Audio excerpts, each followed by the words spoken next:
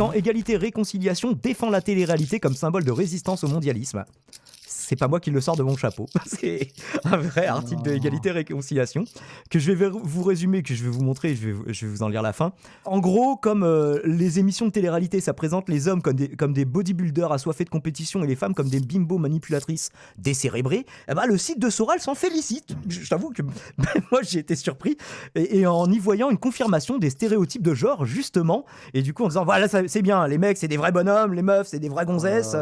Et je vais vous lire la conclusion qui est particulièrement goldée, hein, les gars. Attendez, je vais réagrandir ça. Non pas que j'ai, justement, je n'ai pas égalité et réconciliation dans mes favoris, vous les avez vus, j'ai rien de spécial, mais ça pollue un peu l'écran, je trouve, à la rediff. Mais ça m'arrive de regarder, justement. Moi, je regarde un petit peu tout, hein, tu vois. Je suis un gauchiste ouvert. Alors, le dernier, bon, je vous le fais quand même défiler pour les gens qui regardent en replay s'ils veulent faire arrêt sur image. Bug dans la matrice, voilà, c'est ce paragraphe que j'ai trouvé magique. On peut critiquer la vulgarité de ces émissions, mais au fond, ce sont des modules et des modèles anti-mondialistes, alors que le mondialisme prône aussi l'hypersexualisation. Pas un peu un paradoxe du coup. Dire que depuis 20 ans qu'elle existe, Love Story date de 2001, du coup 19 ans, la télé-réalité a été critiquée comme une régression et on s'aperçoit aujourd'hui qu'elle est une résistance au néolibéralisme sexuel. Certes, la bimbo blonde et l'Apollon qui s'accouplent n'ont pas fait Polytechnique, mais ce qui compte, c'est la défense de ce modèle amoureux qui a pris une forme moderne très sexuelle, mais surtout très sexuée, comprendre archi différenciée. Et c'est ça qui emmerde les tenants du changement sociétal en cours qui voudraient féminiser les hommes et masculiniser les hommes.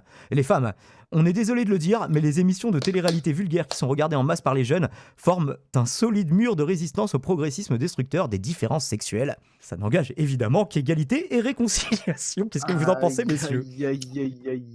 Voilà, c'est tout ce que j'ai à dire. Et surtout qu'à la base, en plus, Soral, sur le côté un peu sexuel, il disait ouais, les gens ils font ce qu'ils veulent.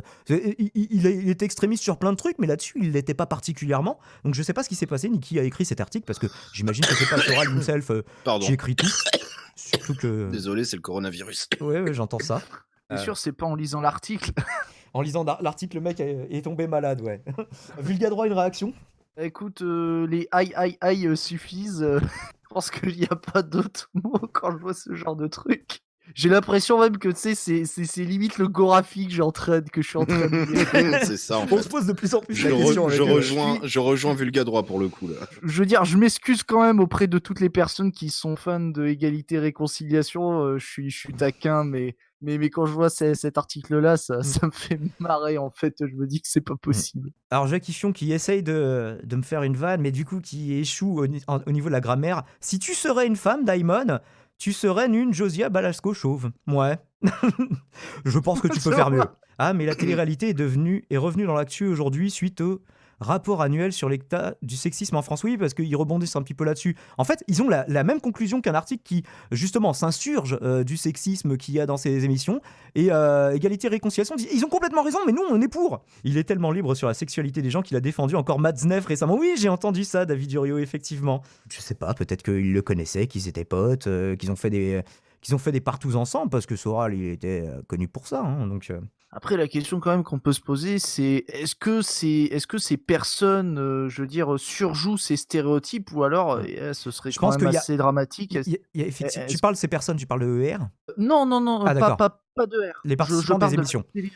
Ouais, voilà, je parlais des émissions. Je me demandais si effectivement, les personnes qui ont écrit cet article étaient réellement persuadées que les personnes se comportaient. Il y a 3 choses par rapport à ça. 1, ces personnes-là sont castées pour ça. 2, il y a la prod qui joue énormément. Tu vois, c'était Unreal, la série qui parlait de la télé-réalité. J'ai pas regardé en entier, j'ai regardé que les premiers épisodes, mais qui me semblaient assez pertinents, où ils montraient bien comment ils manipulaient les candidats pour leur faire dire ce qui arrangeait la production. Et en dernier instant, justement, comme dirait l'autre, t'as les candidats eux-mêmes qui comprennent que leur intérêt, c'est de jouer le jeu. Ou alors, soit qu'ils comprennent rien, soit, s'ils sont un peu plus intelligents, ils comprennent que mieux vaut qu'ils se conforment à ça. Les gens qui ont essayé de faire quelque chose de différent dans les trucs de télé-réalité, généralement, ils sortaient les premières semaines. Hein. Je me souviens de David dans Love Story. Hein.